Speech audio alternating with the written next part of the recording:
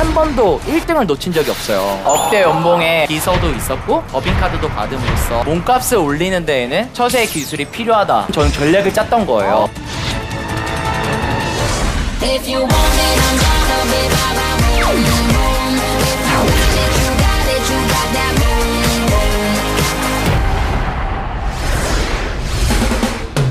스펙 쌓기 위한 대학 진학 거부. 스토리로 스펙을 이긴 24살 젊은 CEO.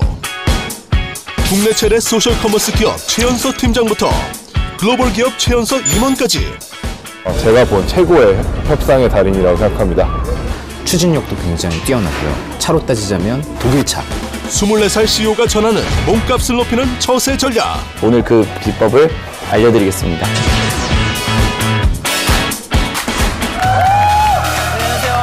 안녕하세요. 저는 남자의 기술에서 강연자 중에서 최고 어린 24살 강남구라고 합니다. 반갑습니다. 24살? 네. 와.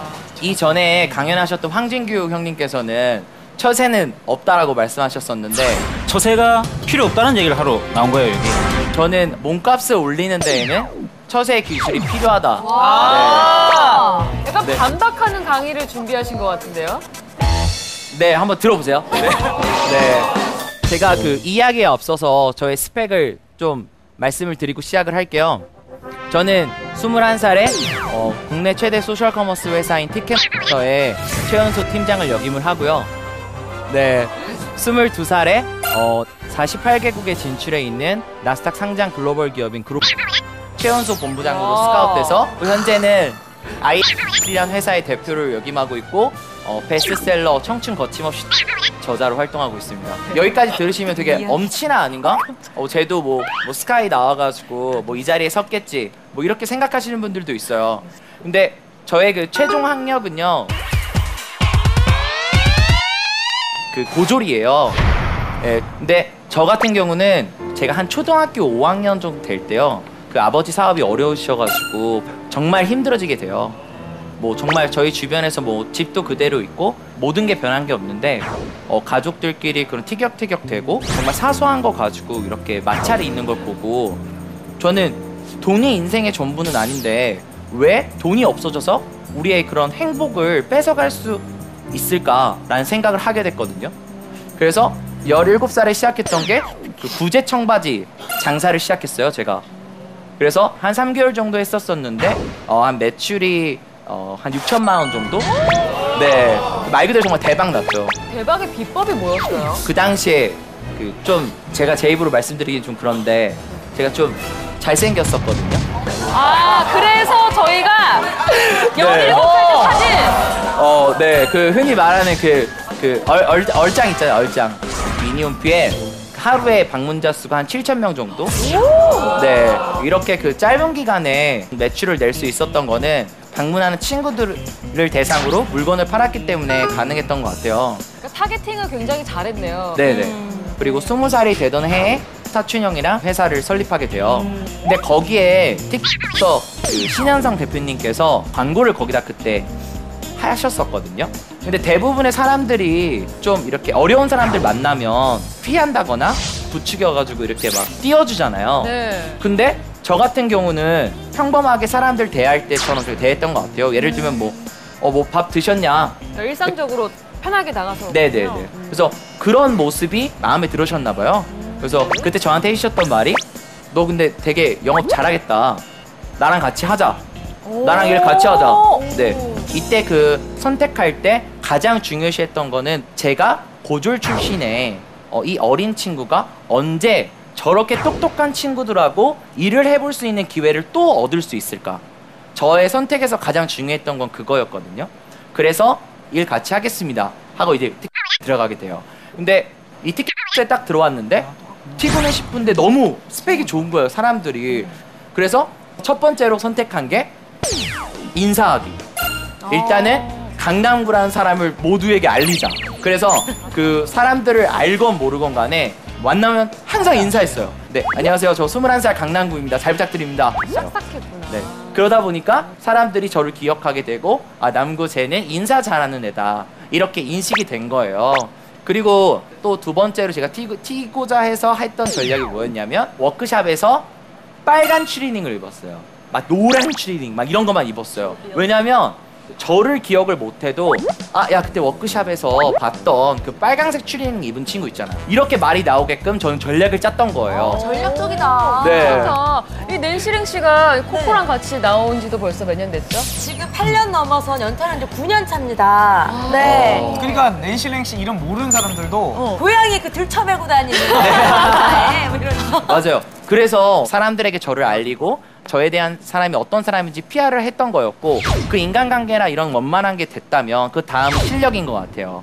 네, 제가 소셜커머스에서 일을 할 당시 그러니까 소셜커머스가 뭔지 모르시는 분들을 위해서 제가 간단하게 설명을 드릴게요. 상품들을 50%라는 할인율을 적용을 해서 좀 더 값싸게 이용해 볼 수 있게 하는 게 소셜커머스의 그런 사업의 취지거든요. 처음에는 어느 정도로 소셜커머스를 몰랐냐면요. 새로 이제 가게 오픈한 곳에 영업을 하러 갔어요. 근데 그곳의 사장님한테 이제 이러한 마케팅 채널이 있습니다. 이제 오픈하셨으니까 저희 뭐 소셜커머스를 함께 하시면 되게 좋을 것 같습니다. 이렇게 얘기를 했어요. 근데 사장님께서 그런 게 있어? 나 한번 해볼까? 그리고 제가 이제 그때부터 얘기했죠. 그 50%를 일단은 그 할인을 해주셔야 되고 수수료를 30%를 주셔야 됩니다. 카드 수수료는 또 별도여가지고요. 그 3%를 더 주셔야 돼요. 총 83% 할인율을 적용해 주시면 저희가 진행할 수 있습니다. 그러니까 사장님이 갑자기 저 얼굴로 이렇게 뭘로 팍 던지시더라고요. 그 뭐 있는지 아세요? 왕소금 있죠, 왕소금. 새로 오픈한 집에 와가지고 부정 탄다 이거죠. 아, 그럼 어떻게 할까 저렇게 할까 이렇게 하다가 어느 날 점심에 제가 밥을 거기서 먹게 돼요. 그래서 이렇게 밥을 먹다가 점심시간에 바쁘니까 김치 좀 주세요, 뭐 물 좀 주세요 이러잖아요 손님들이. 그럼 밥 먹고 있다가 갑자기 막 뛰어가서 제가 막 물 갖다 주고 김치 갖다 주고 그러다가 점심시간이 끝나면 제 이 앞에는 앞치마가 이렇게 걸려 있었어요. 한 곳을 영업하는 데 있어서 적게는요 60번에서요 많게는 100번, 120번씩 방문을 해요. 대단하다. 아침에 오픈할 때 방문하고 점심 식사할 때 방문하고 퇴근할 때 인사하고 퇴근하고 이렇게 하루에 3번씩 방문을 한 5, 60군데를 이렇게 하거든요. 어떻게 보면 약간 미안한 마음, 좀 제 얘기를 들어줄 수 있게끔 하는 마음을 사서 어떻게 보면 감성 세일즈죠. 그래서 마음을 사서 계약을 했던 적이 있어요. 한 번 물면 놓치지 않는 성격이네요. 불독 같아요. 네네네. 이렇게 해서 영업 세일즈를 한 번도 1등을 놓친 적이 없어요. 세일즈가 받을 수 있는 영업 인센티브 중에 가장 높은 인센티브만 받았거든요. 그러니까 이 정도로 치열하게 했기 때문에 그랬던 것 같거든요. 티켓 초창기 때 상당히 영업이 힘들 때 많은 자영업자 사장님들과 얘기를 하면서 정말 설득을 하고 도와준 인재고요. 그래서 강남구는 정말 제가 본 최고의 협상의 달인이라고 생각합니다.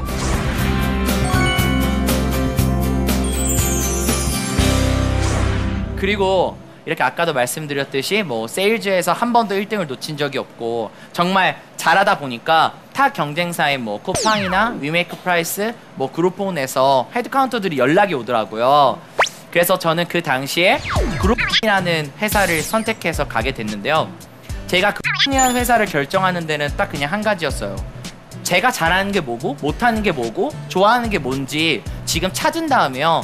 나중에 저는 꼭 반드시 그런 공부를 다시 대학이라는 곳에 갈 수도 있다고 생각을 하거든요.